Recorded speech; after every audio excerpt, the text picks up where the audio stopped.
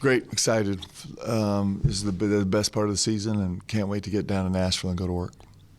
Kentucky fans aren't used to being the opening act. Last time you played LSU, they jumped out on you early. How have you been able to kind of leverage that to speak to the importance of getting off to a good start?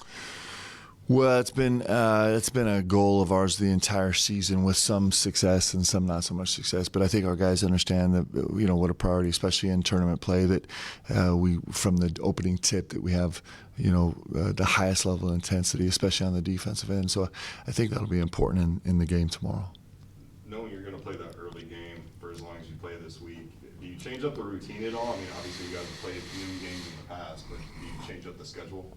Yeah, so we've recreated the schedule. It's just what we always do, trying to recreate the schedule. So we've had film at the same time. We'll have film tomorrow morning. We'll start practice at exactly the same time we tip off tomorrow. Did pregame just to kind of keep that whole routine the same, just to do the most we can to get the guys' clocks adjusted. Coach, speaking of schedule, you guys are the only Wednesday team at the SEC tournament not taking advantage of that open practice time at Bridgestone Arena. What was the reason behind that? We just wanted to reproduce the schedule of the day the best we could, and so we couldn't do that with our slotted time there, and so it also recreates our normal travel schedule. So we're just trying to have our day before the game be as close in proximity to what we'll face tomorrow as we can. With the postseason starting, you obviously have a national champion, a guy who's been to a Final Four, the guys who came back from last season's team, obviously went to the second week of the tournament. What can you get from all that postseason winning experience? Well, guys have just experienced it. I mean, experience is good if you win, and it's not if you lose. So it's we do have some veteran guys that. It's not going to be a brand new experience to walk into a neutral site and play in sudden death tournaments, like one and done tournaments. So it's good to have that, but at the end of the day, it just matters how you play. Just going off that, is there anything that you learned from going through the SEC tournament process last year? I know it's new matchups, new teams and stuff, but just through like the machinations of that, anything that you took away that maybe you're looking to apply to this year's event? Just it's postseason play, so it's a beautiful thing that if you earn your right to play 24 hours later, you get to do it, and then if you earn the right again, you get to do it, and so this is just the beauty of the immediate feedback every single day. Mark, when you mentioned fatigue this late in the year, it's easy for people to push back on that. March, this is when great players play a lot of minutes, they push through it. With all the workload data that you've accumulated over the years, how are you planning to maybe tweak that to make sure that your best guys are? Well, we'll do the best we can. It's not, we talked about this yesterday. If fatigue wasn't a factor, then everyone would play 5 players for 200 minutes, right? You'd play everybody 40 minutes. It just doesn't work that way. And so everybody has a different tolerance for minutes.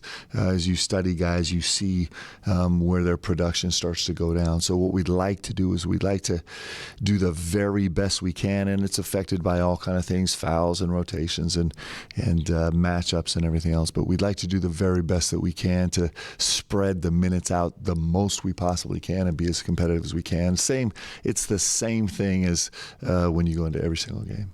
Mark, the fact that you played at Bridgestone this year, I mean, obviously you didn't get the result you wanted last time, but does that help that you guys at least already know, like, the venue? And you don't hear a lot about guys, like, getting the sight line. Yeah. Going somewhere that late. You guys at least done that. I don't know how much it helps. I think it maybe it helps a little bit, but right now, we've played at a lot of venues for the first time this year, and we've won venues we played the first time, and we've lost at venues we've played the second time, and so I don't know that there's a huge correlation. I think it comes down to right now is our commitment to each other, our competitiveness, our fight, and how well we play. It's a beautiful thing about the postseason is there's no judges out there. You just have a winner and a loser, and it's very clear, and it says it on a scoreboard, and so we don't need to overcomplicate it. We just need to go play great. You had mentioned last night about Cam getting close and getting some more limited reps in practice. I guess, what does that still look like for him, and what kind of actionable benchmarks needs to be achieved for him in practice before you feel comfortable putting him back in the rotation and potentially playing him in a game? It's not so much in practice as the day after. So he practiced a little bit yesterday. He's in a boot this morning. So it just is a matter of how he can get through it. Of course, we would love to have some playing time, in-game playing time for him to get back a rhythm and do those things. If we get a chance to play him, it'll just be a little bit of a mystery to him and to us in terms of how quickly he's going to shake off the rust. But mostly it's just how his foot responds, which is that's exactly what you'd expect with this type of surgery and this type of recovery, is that you're going to get some time on the court and then you're going to have some response where there's real soreness and pain. And so he's exactly where he's supposed to be in terms of recovery. Is there any chance he could play tomorrow? Yeah, there is. I don't know. I mean, we'll see how his foot responds, this evening and tomorrow. I think he's somewhere in the vicinity of could play or could not play, and we'll just see how that goes. Mark, how do you come down on, like, maybe the doctors have what they say, but if a guy just says, Coach, I want to give it a go, would you say fine, or do you really like, no, like, I can't let you do that because I would feel? It depends. It depends on the injury.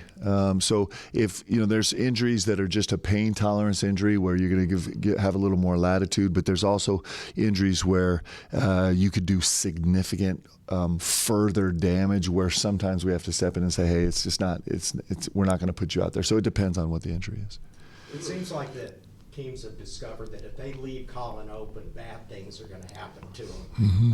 What does he need to do? What is your next chess move, without giving away Yeah. specifics of what you need to do in order to make him more impactful on offense? Yeah, it's a process that everybody goes through.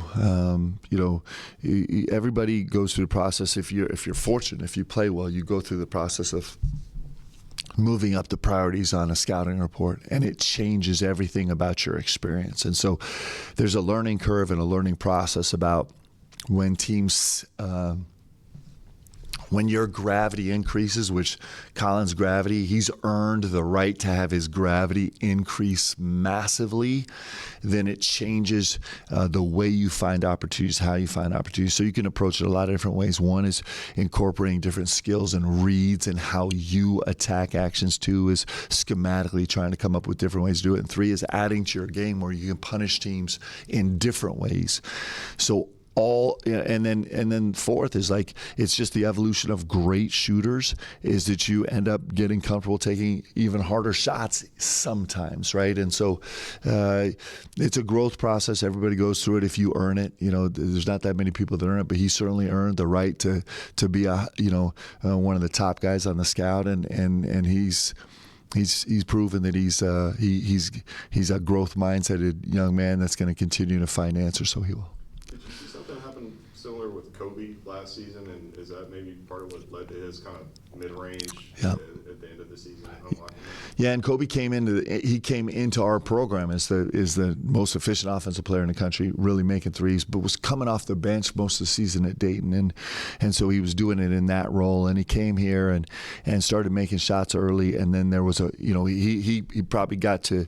He put on a show on our very first SEC game last year against Florida, and so he had to work through that and really grew. And by the end of the season, in fact, in our game to go to the Sweet 16 against Illinois, where he was just so devastating from the mid-range and to the rim. That was a season-long process of him growing and understanding how he could reattack the changing coverages that he was seeing.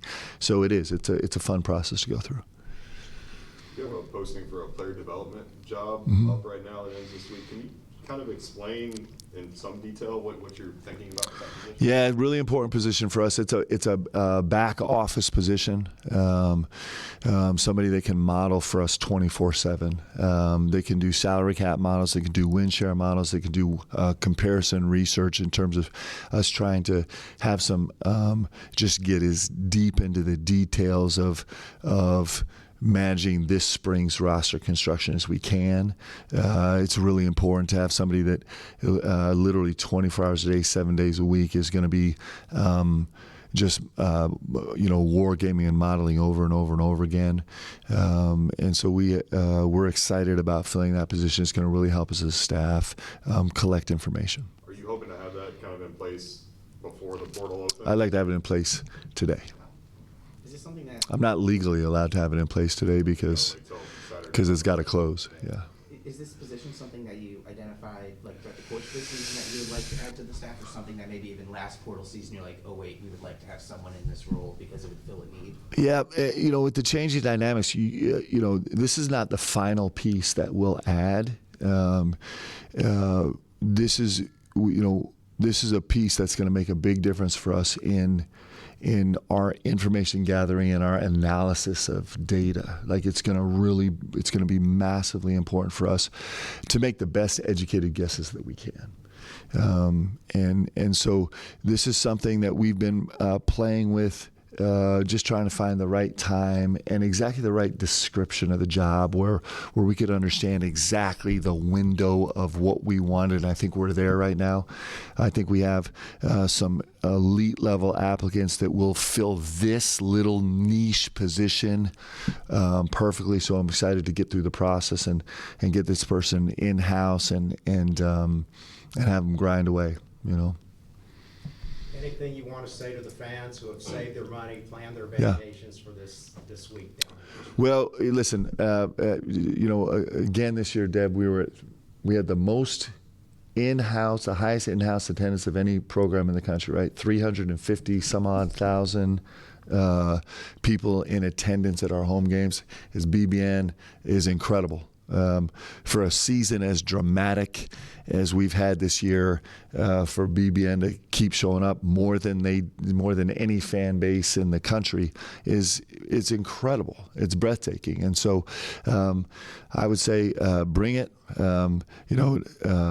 We couldn't be more excited. I hope they're excited, and let's try and go make some history, and we'll do it together. It's this relationship between us and this fan base is extraordinary, and we're really blessed that we all get to do this together and share this together, share the great times and the challenging times, the doubtful times, and the elite championship times. We get to do it all together, and it's pretty special. It's what makes Kentucky. It's the thing that makes Kentucky different than anywhere else in all of sports. And so come on, guys, let's stay on this ride together.